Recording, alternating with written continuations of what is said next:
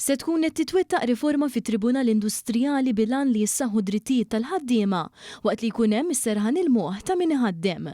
Ħabar dan il-Prim Ministru mexxej tal-Partit Laburista Roberta Bela waqt attività politika fiċ-Ċentru Ċiviku tal-Mosta bit-tema Il-ġid tal-Maltin. Qal li l-liġi kif inhi taf toħloq inċertezzi u inġustizzja għal ħaddiema u għal min iħaddem. Spjega kif il-liġi trid tkun aktar ċara fil-waqt li tribunal irid iħaffef iktar u m'għammar bl-aqwa riżorsi u l-kompetenzi meħtieġa. U huma dawn ir-riformi strateġiċi settur. Maduda kollha flimkien u mbagħad li waslu għal pajjiż illi jkunu qed jindirizza il-ħtiġijiet dejjem jinbidlu tas-soċjetà u jwieġeb kif xira għalihom għalhekk aħna rridu nibqgħu dak il-moviment li jkun aġent tal-bidla u l-bidliet ma nibżgħux minnhom għax il-poplu għalhekk fdana biex nagħmlu r-riformi. Anke jekk ir-riformi jkunu diffiċli, imma l huma weħtieġa rridu iwettquhom. Fid-diskors tiegħu il-Prim Ministru tenna li minflok li l-pajjiżi qed jitħattu dwar kif se jkomplu jtejbu ħajjet in-nies, iridu jkomplu jinvestu fl-armamenti.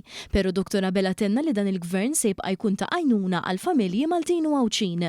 Hawn il-Prim Ministru semma ħemel ta' miżuri fosthom dik ta' 500 euro l-istudenti li jibqgħu jistudjaw, inċentivi għal first time buyers u l-aqwa ftehimiet kollettivi lil ħaddiema tas-servizz pubbliku. Fil-fatt il-Prim Ministru ħabbar ukoll kif it-tnejn se jiġi ffirmat l-aqwa ftehim kollettiv għal-letturi u t-tekniċi tal-MCAST li jammonta għal 45 miljun euro. Il-Prim Ministru fisser kif dan se jkun qed jissarraf f'investiment fil-ħaddiema u żgħażagħ tagħna.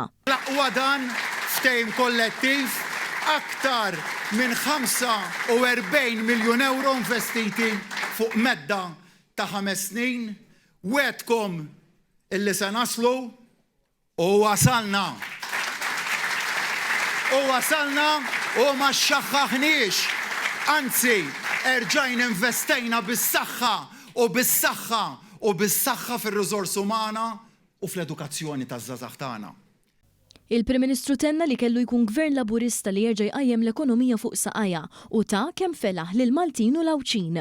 Aħna il-Partit Laburista fil-Gvern mill-2013 il-qudiem żieda wara l-oħra fil-pensjonijiet biex f'Ottubru li ġej nersqu għal 11 żieda konsekuttiva fil-pensjonijiet tagħna. Trasport pubbliku b'xejn lil kulħadd, għajnuna waqt il-pandemija ta' saħħa kbira, l-orħos kontijiet tad-dawl u prezzijiet tal-fuel, żieda fil-paga minima nazzjonali u l-akbar tax cut fl-istorja ta' pajjiżna.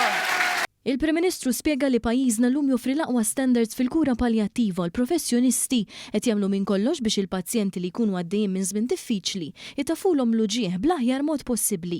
Dwar l-ewtanazja volontarja assistita, il-Prim Ministru appella li din id-diskussjoni trid tkun waħda kawta u matura. Mill-banda l-oħra Dottora Bela sostna li ħaddieħor tantu moħħu biex jimmina u jxettel il-firda li spiċċa inferetu. Għalli ħaddieħor għas kien kapaċi jmexxi kunsill lokali aħseb wara tmexxija tal-pajjiż. Fisser kif ħaddieħor lanqas kien kapaċi jamministra l-finanzi ta' kunsill aħseb wara kieku kellhom jiġu biex iresqu budget. Il-Prim Ministru indirizza wkoll il-Membru Parlamentari Ewropew Daniel Attard li kien preżenti fis-sala u qalu li għalkemm ħaddieħor qed jipprova jkissru dan il-Gvern se jibqa' ta' spalla għalih. Fit-tmiem id-diskors tiegħu il-Prim Ministru qal li l-Partit Laburista jrid jibqa' moviment rebbieħ u stiden lil kulħadd biex fl-għeluq 30 sena mill-ftuħ taċ-Ċentru Nazzjonali Laburista għandu jitwassal messaġġ favur pajjiżna li fl-għaqda hemm is-saħħa favur Malta tagħna. Ejnuna ħalli nkomplu nwasslu l-messaġġ tagħna, il-messaġġ favur pajjiżna għax irridu nibqgħu insaħħu lil dan il-pajjiż, irridu nibqgħu insaħħu lil dan il-partit.